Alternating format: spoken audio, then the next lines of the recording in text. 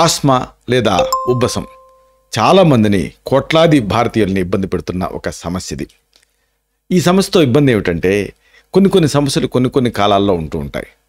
కానీ ఈ ఆస్మా అనేది చలికాలం వర్షాకాలం మాత్రమే కాకుండా ఈ ఎండాకాలం కూడా ఇబ్బంది పెడుతూ ఉంటుంది. అయితే ఒక్కొక్క కాలంలో ఒక్కొక్క కారణం దీనికి కంట్రిబ్యూట్ చేస్తూ ఉంటుంది. ఇంతకీ ఈ ఎండాకాలం మిమ్మల్ని ఉబ్బసం లేదా ఆస్మా ఇబ్బంది పెడుతూ ఉంటే ఏం చేయాలి, దీని నుంచి ఎలా బయటపడాలి, దీనికి సంబంధించిన ఆయుర్వేద ఔషధాలు, గృహ వైద్యం, ఇంకా జాగ్రత్తలు, పథ్యాపథ్యాలు, ఈ మొత్తం సమాచారాన్ని ఈ వీడియోలో మనం వివరంగా తెలుసుకుందాం. మిత్రులారా నమస్కారం, నేను మీ డాక్టర్ చిరుమామిళ్ళ మురళీ మనోహర్. ఈ వీడియోలో మనం తెలుసుకోబోతుంది చాలా ముఖ్యమైనది. ప్రతి శ్వాస కోసం ఒక పోరాటం చేస్తూ ఉంటారు బాధితులు. ఈ ఆస్మా కోసం చక్కటి ఆయుర్వేద మూలికా చికిత్సలు ఉన్నాయి, అలాగే గృహ చికిత్సలు ఉన్నాయి. ఇవి సురక్షితమైనవి, జీవితాంతం వాడిన ఇబ్బంది పెట్టనివి. ఇలాంటి ఈ ఔషధాల గురించి, వీటి ప్రత్యేకతల గురించి ఈ వీడియోలో మనం తెలుసుకుందాం. ఆయుర్వేదం ప్రకారంగా ఆస్మాని తమక శ్వాస అంటారు. తమస్సు అంటే చీకటి. అంటే ఈ సమస్యతో పోరాడే వాళ్ళు ఈ గాలి కోసం ముందుకు వంగుతారు, వేగంగా గాలి పీలుస్తారు. దీంతో ఆ నిష్పత్తిలో మార్పు వస్తుంది. అంటే ఆక్సిజన్ కార్బన్ డైఆక్సైడ్ నిష్పత్తిలో మార్పు వచ్చి మైకంగా మినట్ అవుతుంది. దీన్నే తమస్సు అంటారు, తమక శ్వాస అంటారు. ప్రధానంగా కఫదోషం వల్ల, అలాగే వాత దోషం వల్ల, వీటి మధ్య ఉండేటటువంటి అసమతుల్యత వల్ల ఈ సమస్య వస్తూ ఉంటుంది. కఫదోషం ఏం చేస్తుంది, శ్వాసనాళాల్లో పెరిగిపోయి అడ్డం కలిగిస్తూ ఉంటుంది. మరి వాత దోషం ఏం చేస్తుంది, శ్వాస తీసుకోవడంలో ఇబ్బందిని కలిగిస్తూ ఉంటుంది. అంటే బేసిక్గా ఈ రెండు దోషాల సమతుల్యత వల్ల, సమతుల్యతలో ఉండేటటువంటి అసమానతల వల్ల ఈ సమస్య వస్తూ ఉంటుంది. అలాగే ఇక దోషాల ప్రకారంగా కాకుండా ధాతువుల ప్రకారంగా తీసుకుంటే రసం, అలాగే రక్తధాతువులు దీంట్లో ఎఫెక్ట్ అవుతూ ఉంటాయి. ఎందుకంటే ఇవి పోషకాలని, ఆక్సిజన్ని శరీరం అంతా సరఫరా చేస్తూ ఉంటాయి కాబట్టి. అలాగే స్రోతస్సుల పరంగా చూసుకుంటే ప్రాణవాహ స్రోతస్సు అంటే శ్వాసకోశ వ్యవస్థ, అలాగే రసవాహ స్రోతస్సు అంటే పోషకాల సరఫరా వ్యవస్థ, ఇవి రెండు కూడా ఈ పరిస్థితుల్లో ఎఫెక్ట్ అవుతూ ఉంటాయి. ఆహారపు అలవాట్లు, జీవన శైలి, పర్యావరణ కారకాలు, ఇవన్నీ కూడా ఈ ఆస్మాకి కారణాల కింద ఉంటూ ఉంటాయి. అయితే చాలామందికి వచ్చే డౌట్ ఏంటంటే వేసవిలో ఆస్మా దాడులకి కారణం ఏమిటి అని. ఒకటి పుప్పడి. వేసవిలో ఈ పువ్వులు వికసిస్తూ ఉంటాయి. దీంతో ఆ గాలిలో పుప్పడి స్థాయిలు పెరిగిపోతూ ఉంటాయి. ఇది ఆస్మాని ట్రిగర్ చేస్తూ ఉంటుంది. రెండోది తేమ. అంటే ఈ కాలం ఏం జరుగుతుంది, నీటి ఆవిరి మొత్తం కూడా ఎండలకి నీరు ఆవిరైతూ ఉంటుంది. అది వాతావరణంలో కలిసిపోతూ ఉంటుంది. అధిక తేమ గాలిలో దుమ్ము, బూజు ఇలాంటి ఎలర్జీ కారకాలకి కారణమవుతూ ఉంటుంది. ఇది ఆస్మా దాడుల్ని ట్రిగర్ చేస్తూ ఉంటుంది. అలాగే అతి ముఖ్యమైనది కాలుష్యం. వాయురతకం దేశం కాలం అంటారు. అంటే ఇలాగా ఈ కాలుష్యం అనేది అతి ముఖ్యమైనది. వాహన కాలుష్యం, కర్మాగారాల కాలుష్యం, వీటి నుంచి వచ్చేటటువంటి వ్యర్థాలు, ఇవన్నీ కూడా ఈ వేసవిలో మరింత తీవ్రతరం అవుతుంటాయి. ఇవి శ్వాసనాళాలని ట్రిగర్ చేస్తూ ఉంటాయి, ఇరిటేట్ చేస్తూ ఉంటాయి. అలాగే అతి ముఖ్యమైనది వేడి, అలాగే నిర్జలీకరణం, డీహైడ్రేషన్. అధిక వేడి, అలాగే ఈ ఇతర అంశాలు ఇవన్నీ కూడా శరీరాన్ని డీహైడ్రేట్ చేస్తూ ఉంటాయి. అంటే ఏమిటి, లోపల తడి ఆరిపోతూ ఉంటుంది. దీంతో రిబౌండ్ ఎఫెక్ట్ తోటి శ్వాసనాళాల్లో శ్లేష్మం చెక్కబడుతుంది. ఇది ఆస్మాని ట్రిగర్ చేస్తుంది.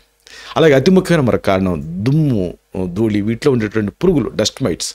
వేసవిలో ఈ తేమ అనేది ఎక్కువగా ఉండటం వల్ల ఈ దుమ్ము పురుగులు ఎక్కువగా డెవలప్ అవుతూ ఉంటాయి, డస్ట్ మైట్స్ అనేవి. ఇవి ఆస్మాని ట్రిగర్ చేస్తూ ఉంటాయి. అలాగే అంటువ్యాధులు కూడా, శ్వాసకోశం తాలూకు అంటువ్యాధులు. వేసవిలో వచ్చేటువంటి కొన్ని రకాల ఇన్ఫెక్షన్స్ ఆస్మాని ట్రిగర్ చేసేటువంటి అవకాశం ఉంటుంది. మరి దీన్ని తగ్గించుకోవాలంటే దీనికి సంబంధించి ఏకమూలికలు ఉన్నాయి, అంటే సాధారణ ఆయుర్వేద మూలికలు.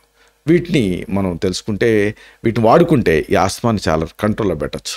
ఇలాంటి వాటిలో అతి ముఖ్యమైనది ఒకటి ఉంది, తులసి, ఆసిమం శాంక్టమ్. ఇది అద్భుతమైన మూలిక అని చెప్పొచ్చు. తులసిని పవిత్ర తులసి అంటారు, అంటే హోలీ బేసిల్ అంటారు.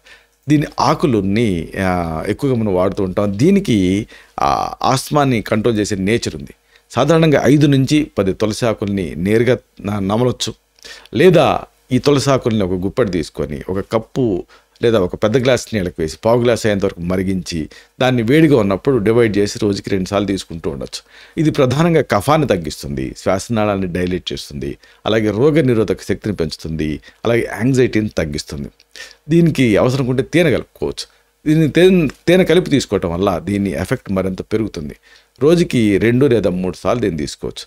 తులసిలో ఉండేటటువంటి యూజినాల్, అలాగే కాంఫెన్ ఇలాంటి కొన్ని ఫైటోకెమికల్స్, ఇతర ఫైటోకెమికల్స్ ఇవన్నీ కూడా శ్వాసనాళాల్లో ఉండేటువంటి ఇన్ఫ్లమేషన్ తగ్గిస్తాయి. దీంతో శ్లేష్మం తగ్గుతుంది, దాని ఉత్పత్తి తగ్గుతుంది. ఈ తర్వాత అతి ముఖ్యమైనది ఎస్టి మధు.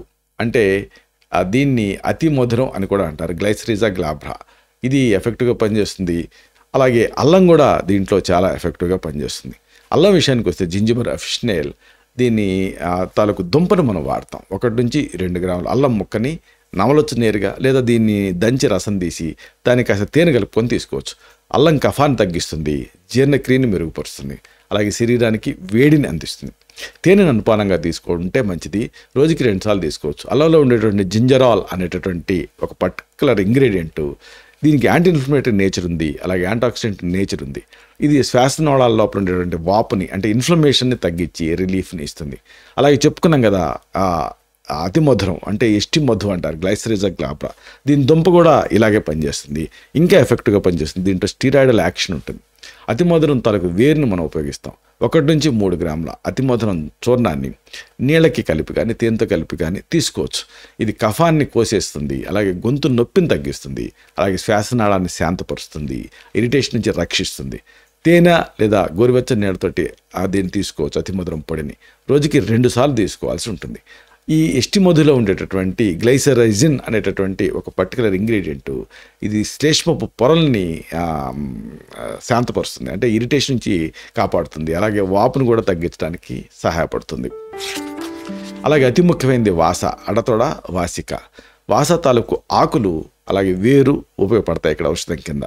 అసలు ఆయుర్వేదం ఏం చెప్తుందంటే 100 దోషాలు వచ్చిన, 100 వ్యాధులు ప్రకోపించిన ఒక మనిషి తాలూకు ఆ ఇమ్యూనిటీని రక్షిస్తే ఆ మనిషికి ఏం కాదంటుంది. ఈ వాస అనేది ఆ రక్తం కక్కుంటామేమోనని భయపడేటటువంటి ఆ ప్రాణభయంతో బాధపడేటువంటి వాళ్ళకి ఇది ఒక దివ్యాస్త్రంలా పనిచేస్తుందంటుంది ఆయుర్వేదం. 5 నుంచి 10 మిల్లీలీటర్ల వాస ఆకుల రసాన్ని సిద్ధం చేసుకోండి. అంటే ఆకుల్ని దంచి రసం తీయాలి. దీనికి 1 నుంచి 3 గ్రాముల తేనె కూడా కలపవచ్చు. ఇదొక పద్ధతి. లేదు అంటే డైరెక్ట్గా వాస ఆకుల పొడినికి 1 నుంచి 3 గ్రాముల పొడిని తేనెతో కలిపి తీసుకోవచ్చు. ఇది కఫాన్ని బయటికి పంపించేస్తుంది, శ్వాసనాళాన్ని డైలేట్ చేస్తుంది, దగ్గుని తగ్గిస్తుంది. తేనెను అనుపానంగా తీసుకుంటారు కాబట్టి సూదింగా ఉంటుంది.